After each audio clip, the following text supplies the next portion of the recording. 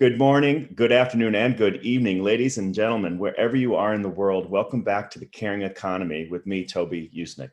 Today, our guest is a really special friend of mine, foremost, and a former colleague, Lydia Fenet. Lydia is the head of strategic partnerships at Christie, where I worked with her for a decade. She is also the charity auctioneer extraordinaire, having raised $500 million in charity auctions in her career, and an author. And we're going to talk about her book in a little bit. So welcome to The Caring Economy, Lydia Fenet. Thank you, Toby. It's wonderful to be here, and it's always wonderful to see you and hear you. Lydia, I feel like we got the band back together again with this. So I feel the same way. So Lydia, we always ask our guests first and foremost, talk a little bit about their career journey. How did you get where you got, so to speak? And as interesting for my audience, sort of the bumps that you hit along the road and how they made you better, stronger. And I know that's also part of the messages in your book, but give us a little bit of a synopsis of your career journey, please. Absolutely. So my career has all been in one place, but I like to think that even though it's been in one place, there have been many different branches to my career. I started as an intern in the company. I read an article when I was in college about Christie's auction house, and it was really a place I'd never heard of. I was not aware of an art world. I did not know anything about auction houses. I grew up in a small town in Louisiana, and it really wasn't part of my sort of upbringing or my family. And so I read an article about the sale of Princess Diana's dresses at this place called Christie's Auction House in New York City. And because in my mind, I've always lived on a movie set, that's really the way I really see my life, I guess would be the best way to describe it, since an early age. I just imagined myself working at this place, at this glamorous auction house where everybody dressed in black tie and we raised money for charity, and Princess Diana just happened to walk through. It really sounded like a perfect place for me, which was kind of hilarious because I had no tie to it whatsoever. And I basically told everyone I had ever met, including my father, who is a person who has met everyone in the entire world because he believes that networking is the key to life, that I wanted to work for this place called Christie's. And I mean, I really talked about it endlessly for over a year. And I was at a small Christmas party in Baton Rouge, Louisiana, which is not really a bastion of art collecting, I will say. And my father dragged a young woman over who had just started out at Christie's in New York as an assistant for one of the departments. And she gave me the internship coordinator's information. And at that time, you couldn't tell who was calling because there was no caller ID, which really worked in my favor because I stalked the internship coordinator who told me that they did not have any internship positions available. But I realized that after 14 straight days of calling, they did have positions available. I just wasn't asking the question correctly.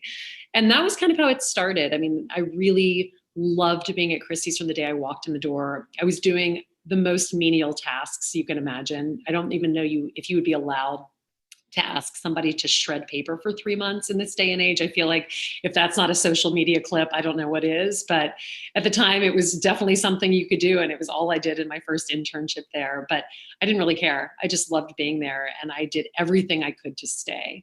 And so that was kind of the start and has been the continuing story. But obviously, along the way, there have been a number of bumps. I talk very openly in my book about the lack of payment at the company and also the lack of vision as a young woman working there for anything other than just sort of working there and treading water until the next stage in your life, which ultimately I think when I first got there was always you would just get married and leave. That seemed to be the career path. And it wasn't the career path that I wanted, nor was it the career path that I really realized that I wanted for myself once I'd been there. And about 10 years in, I realized that I was making a third of what everybody else in my job in other luxury companies was making. And that for me was a really formative year because I pushed back. I was able to get the compensation that I deserved. And it made me realize how important it was to start seeking questions outside of what I knew or what I'd heard my whole life and to really push the envelope. And that kind of brings us to, I started my new department, strategic partnerships, 10 years ago because of that monetary conversation. And then, I always say every decade I do something new. And 20 years in, I wrote a book called The Most Powerful Woman in the Room Is You about my experiences working in this industry and the things that I've done to really ensure that, I'm treated equally and have been able to distinguish myself in a career that I really love. Yes, ladies and gentlemen, again, today we have Lydia Fenet with us, who's head of strategic partnerships at Christie's and author of the most most powerful woman in the room is you. Lydia, let's talk a little bit about that book. We don't want to give it all away, but first and foremost, tell our listeners where they should get the book or find you. What's your social? So my social is my name everywhere. I think I'm the only person with my name. It's Lydia Fenet, not Fenet, although it does sound more glamorous. So if you'd like to call me Lydia Fenet, if we ever meet, I will absolutely accept that as a moniker. But my book can be found in independent bookstores. It actually just released in paperback today, which is March 2nd, which I'm really excited about because I had the opportunity to write an extra chapter after the pandemic about how you own your power despite the fact that the world seems to be falling down around you, and the lessons I learned along the way in this past year. So that was a really fun exercise. So share some of the highlights. I'm particularly interested in that new chapter, Lydia. What are some of the lessons you've gleaned during COVID? Well, I think the greatest one for me when that moment, and it's interesting being back in March of 2021 now, when I think back to March of 2020 and all of the things that were happening around us where, many of us just kept trying to push forward, like step after step. This isn't really happening, or, trying to ignore the signs that were so obvious, just in the desperate attempt to really make everything seem normal. Mm-hmm. And then at that critical point when it all became very clear to everyone that there was no denying that things were going to really change, I think for me, the biggest shift was that I've always felt so in control of my surroundings. I felt very in control of my emotions. I felt very in control of my destiny and my goals in front of me. And all of a sudden, it seemed like everything had been wiped out. Mm-hmm. There was no future because we didn't know what the future looked like. And that was incredibly disconcerting. As a charity auctioneer, I was supposed to be on stage through March, April, and May, raising money for nonprofits in New York. It's something that I absolutely love to do. It's also something that's second nature to me. I've done it for 16 years now. Trained you on how to do it. Yeah. Yeah, exactly. Trained a lot of really incredible auctioneers how to do it. But I think for me, sitting in a place where I could watch from afar all of these services that were so needed, people were not getting the money because they weren't doing these galas and they weren't able to raise these critical budgets. And so I basically started an Instagram Live to support one of the charities. And that for me was, I would like to say, the moment that I realized, and this was, almost 2 months into COVID, when I started that Instagram Live, really for the sole purpose of raising money for the River Fund, which was a charity that I had taken a lot of auctions for, and whose basically their food lines had gone around the block 4 times at that point because the need was so great and they didn't have any way to raise money. And for me, doing that Instagram Live every single day just to support them made me realize that sometimes, even though you think you've lost your power, you haven't lost it. Well said. It's there. It's just something small needs to remind you. It's not a monumental shift for me. It was that daily Instagram Live that made me realize I am still who I am. I may not have the power I have on stage. I could do something on social media. I can raise awareness in another way. Yes. There's another way to do this, right? And that for me was a huge moment and really, I think, pushed me in a completely different direction to discover a new skill set, to start a master class teaching sales and public speaking and all of these other things that I've really enjoyed doing over the course of my career and I feel have mastered. So that's really what that last chapter is about, and talking about the defining features of leadership during that time. Fantastic. I feel a kinship with you yet again, Lydia, because this podcast is in a sense my parallel to that. I'm trying through the people I have on this show and the topics that we discuss to really keep myself honest and use my power, my platform to address the bigger issues of our day, from COVID to George Floyd's murder, and Breonna Taylor, Black Lives Matter, women, and talk about these things. And I talk specifically to business people because in my book and in my view, they have the deepest bench strength, the talent, they have the deepest pockets. And that's where we need all hands on deck to solve these issues. Yes. But certainly business has, I think, some of the biggest opportunity to affect that change. So absolutely. Thank you for being a part of this experiment, if you will. Let me ask you about the role of business in society, Lydia. You, I think, represent a perfect hybrid between profit-driven businesses and social and planetary nonprofits. You raise money to help these organizations move, and you do it through the private sector. Can you talk a little bit about your philosophy or what you believe about the role of business in society? Absolutely. I believe that individuals have a responsibility towards other individuals, and we all have a passion for something in our lives. If you are creating a business in this day and age, that needs to be core to your business philosophy because people care. They deeply care about what their dollars are used for. If they are spending with your company, if you are showing that you are giving back, or that if your philosophy is in line with your greater social being, that to me is instrumental in business these days. And as I stand on stage raising money from the private sector, I feel so comfortable doing it because I know that the people who are there want to be there. And that for me is the greatest gift as an auctioneer. I'm standing on stage in front of people who have all the money in the world. And in many other countries, it's not really something that you see. But really in America, when you stand on stage, and I can say this having taken auctions around the world, you stand on stage and you see people giving simply to give. They have raised money, they have made money in their life, and they give it away. And I think that there is something so amazing about the freedom to do that. But I also love to see that with someone who's starting a business right now. Or frankly, they've had a business for, look at Christie's 260 years. And we are in the process right now of ripping up so many things that we've done to start fresh, to start anew in diversity and inclusion, in sustainability, in these pillars that are so important and are openly discussed in the halls in a way that they were not even 2 to 3 years ago. So I think that that is going to be something that we will all see as we move forward. And I look forward to seeing more of it. Yeah. On the Christie's front, I'm glad to hear you say that those changes are happening. I think that we tried while we were there together to affect that change. The green auction was still one of my greatest memories. 3 years, you and I created something that was for charitable ends, right? Climate activism, really, but through an auction. And had some fun along the way. But we were pioneering, I think, back then, really. I mean, well, it was interesting. I was in a meeting this past week because we were talking about sustainability as a key pillar of Christie's moving into the end of the year. And then, big plans are coming for the next 10 years for the company in terms of sustainability. And everyone was sort of saying, well, we're really doing this for the first time. And I said, hold on a second.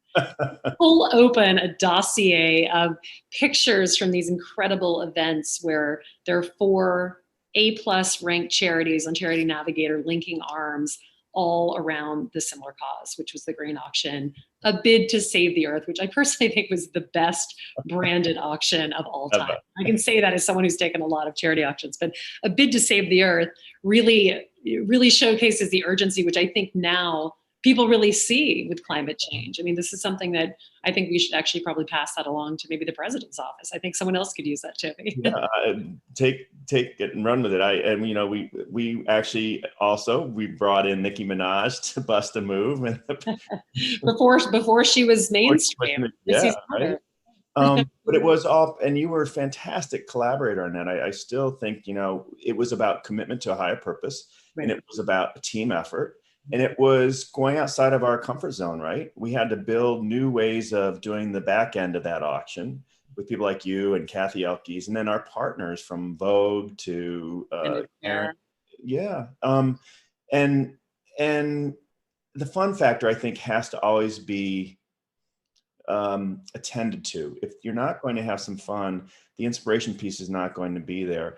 I think that shame and guilt can get people to a certain place in business or in fundraising, but it's not the one that leaves people feeling better about themselves or the organization. So, and I'll say too, I mean, I learned so much from working with you on that project because you have such a fearless approach to business, which is so refreshing because especially in a place like Christie's where you hold the Christie's brand to such a higher standard, it's often something that I think almost cripples people because they feel like they can't make that ask because it feels like, oh, maybe it isn't correct or maybe it isn't on brand. And you just went after every opportunity. I mean, I think for those of you who don't know Toby, you should know that he had an audience with the Pope. That really right there should tell you everything. And that was all in my book. Yes, and all in your book as well. But I do think that really to me was such an amazing thing. You wanted the Pope to be involved in an auction, and therefore off you went to see the Pope. And that really right there should show you everything you need to know about But we tried, and the Obamas, we tried to get involved. Yes. Lydia, talk to me. It's Women's History Month. Talk to me a little bit about your daughter B and your mom Sally, and what you see as the state of play for women in society today. Is it moving in the right direction? Is it moving fast enough? What do you think? You know, it's interesting. It is a really difficult time for women right now. You know, I feel like the pandemic has completely wiped out a lot of the progress that we've made as women. You know, I will say that when my book came out 3 years ago, all I was seeing were women everywhere understanding that they had the power to live the life that they wanted. And that could mean a mom who's staying at home. That could mean a hybrid mom who's also working. That could mean no children living the life she wanted. It could mean just a woman who's killing it in business. And all of those things seem possible. I think the pandemic has really, really sort of pulled the rug out from under so many people, especially people who do not have the same socioeconomic advantages that a lot of us, or basically the two of us who are sitting on this phone, do right now. And it has been really scary to see how much time and energy has been it's had to divert into a completely different pocket. And that has been, you know, if someone had children, homeschooling children, if someone had elderly parents, ensuring that they were the caregivers during this time to keep everyone safe.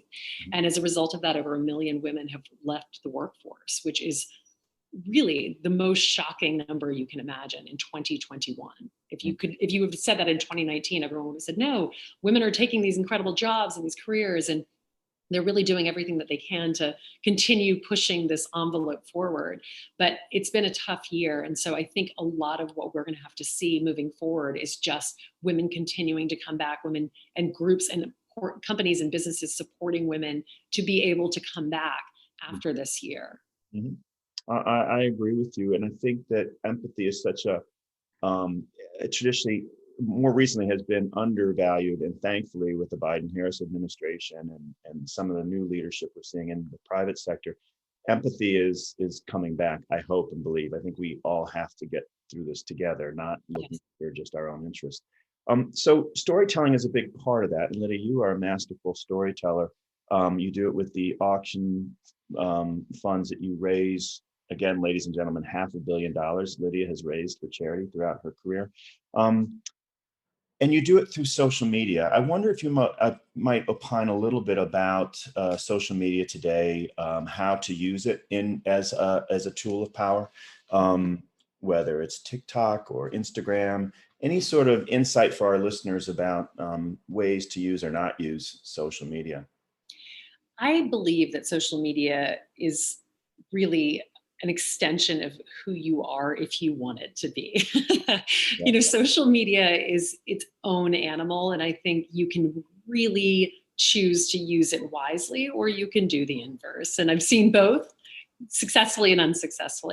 In my own life, I choose to focus on one platform, which is Instagram, because it is a platform that I really enjoy. You know, I love the glossiness of it. I also love the ability to tell what's going on behind the scenes in Instagram stories. I love IGTV. It's what I did all of my Most Powerful Woman in the Room Is You live. And I love that it has the ability to make money, especially for, you know, a woman who's staying at home or a guy who's sitting at home who has a skill set that, you know, 4 years ago, if you were good at X and you were sitting at home, then you were good at it and you were sitting on your couch. Now that couch can make you money. And I think especially given what we've just been through with the pandemic, so many people have lost their jobs. There have been so many layoffs. We need to think creatively about how we're using our social media.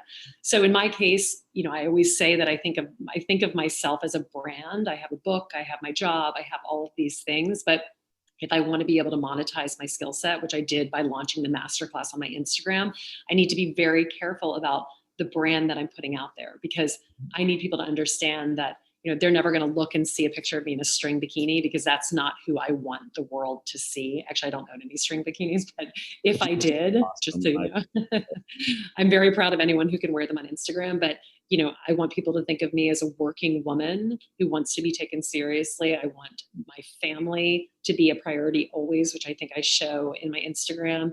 And I'm also an author. And so I use it to sell my book and to talk about book related events. And I always say to people, if this is not for you, that's what the unfollow button is for. Enjoy it. Like, take it off and go find something else. But this is who I am. I'm putting together a very realistic picture of what I believe in and who I want to be.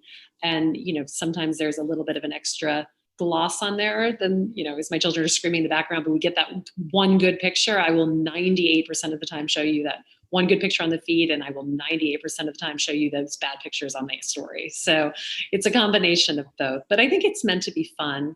And I don't think that you have to take it that seriously. I don't use it to slam people politically. I don't use it to take people down. You'll never see me trolling anyone else. It's just not who I am. And I think if we stay towards the positive, which is what I always push in my own feed, it's a better thing than not.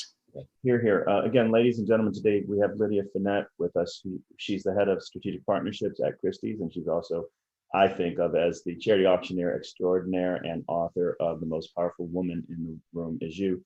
Lydia, for our colleagues and friends who want to follow your masterclass on Instagram, how do they find it? You have to have, obviously, an Instagram account.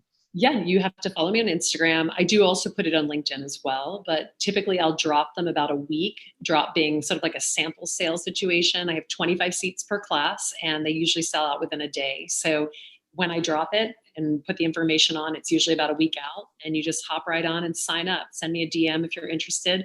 I have one. Well, I don't know when this is going to go live, but I'm doing one for sales this Friday and one for networking the next Friday. And then I have another one that I do in negotiations and another one in public speaking coming in the next month. I'm going to have to sign you on to advise me, because I'd like to do a similar link. I do my social on LinkedIn. Like you, I try to present the positive. So it's around responsible business practices, but I'm definitely going to check it out. Lydia Fenet, I'm going to let you have the last word today on the caring economy. Thank you so much for joining us. And what say you about anything from Women's History Month to networking to career goals to kindness? You have the last word, my friend. I will say that in March 2021, I want everyone to know that things are only going up from here. So if you have a dream or a goal in front of you, I hope that you are racing towards it, because the world is about to start opening up and the best businesses will be created in the next 6 to 12 months. So get busy. Here, here, Lydia Fenet. Thank you so much.